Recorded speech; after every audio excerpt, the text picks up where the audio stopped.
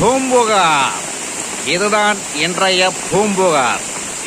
காவேரி பூம்பட்டினம்.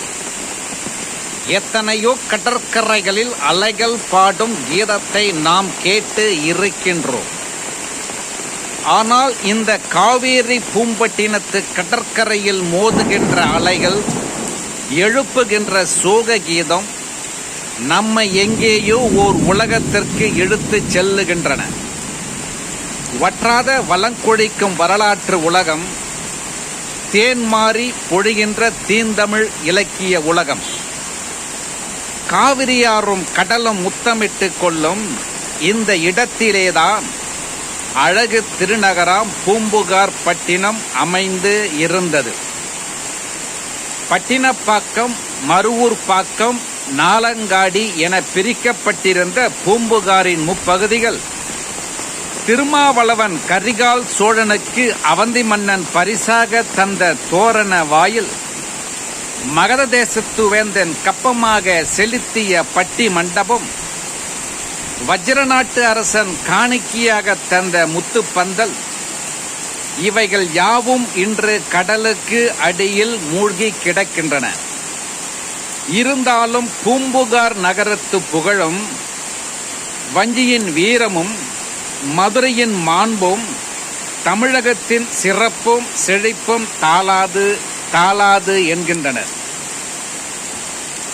அண்ணன் செங்குட்டுவன் இருக்க தம்பிக்குத்தான் பட்டம் என்று நிமித்திகன் கூறிய ஆருடத்தை பொய்யாக்குவதற்காக துறவரம் பூண்ட சேர இளவல் செந்தமிழ் வித்தகர் இளங்கோவடிகள் இயற்றிய சிலப்பதிகாரம் இருக்கும் வரையில்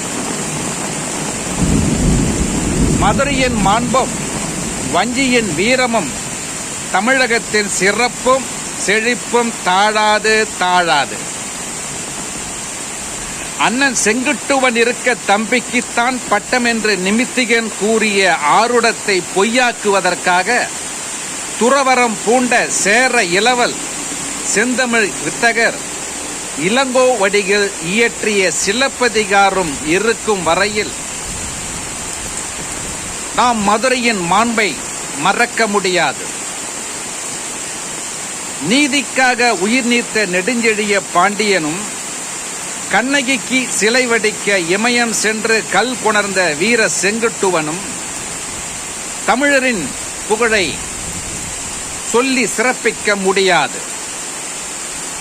தமிழ் மீது உள்ள அன்பால், பற்றால், பாசத்தால், நேசத்தால் தமிழ்காத்து தமிழரின் நலங்காக்கும் தொண்டர்க்கு தொண்டனாகிய நான், தமிழே அமுதே அன்பு மொழியே இன்ப விழியே அமுதமொழியே, உனை போற்றி புகழ்வதன்றி வேறு பணி எனக்கிளையே எனும் உற்சாக மிகுதியால் தித்திக்கும் தீந்தமிழ் சாரெடுத்து கற்பனை எனும் தேன் கலந்து கன்னித்தமிழ் காவியமாம் பூம்புகார் எனும் திரைக்காவியத்தை நான் உங்கள் முன் படைக்கின்றேன்.